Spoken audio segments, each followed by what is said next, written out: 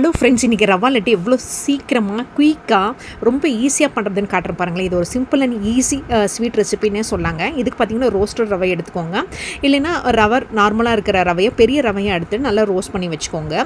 அப்புறம் as usual பார்த்திங்கன்னா முந்திரி திராட்சையை வறுத்து வச்சுக்க வேண்டியதாங்க. ரொம்ப ஈஸி. முந்திரி திராட்சையை வறுத்து வச்சுக்கிட்டு அந்த ரோஸ்டட் ரவையை எடுத்து வச்சுக்கிட்டிங்கன்னா எல்லாத்தையும் மிக்ஸ் பண்ணிட்டுக்கோங்க. மிக்ஸ் பண்ணிவிட்டு சுகர் சிரப் ரெடி பண்ணிக்கோங்க. இது 1 கப் ரவைக்கு பார்த்திங்கன்னா நான் 1 கப் சுகருக்கு 1/2 கப் தண்ணி ஊற்றிருக்கேங்க. அப்படி தான் ஒரு திக் கன்சிஸ்டன்சியில் வந்து நான் சுகர் சிரப்பை ரெடி பண்ணியிருக்கேன். ஸோ 1 கப் சர்க்கரைக்கு 1/2 கப் தண்ணி ஊற்றி ஒரு ஸ்ட்ரிங் பதத்துக்கு நான் சுகர் சிரப் ரெடி பண்ணியிருக்கேங்க.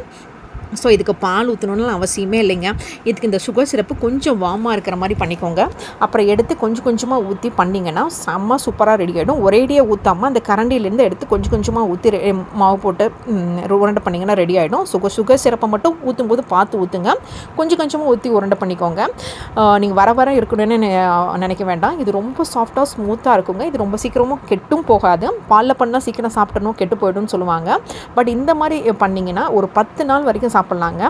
10-12 நாள் வச்சு சாப்பிட்லாம். ஸோ இந்த மாதிரி சுகர் சிரப்பும் ரோஸ்டட் ரவை அப்புறம் நெய்யில் வறுத்து போட்டு அந்த முந்திரி திராட்சையை வச்சு ரவா லட்டு பண்ணி பாருங்கள். குழந்தைங்களுக்கு ரொம்ப பிடிக்கும். ரொம்ப ஈஸியாக முடிச்சிடலாம். ட்ரை பண்ணி பாருங்கள்.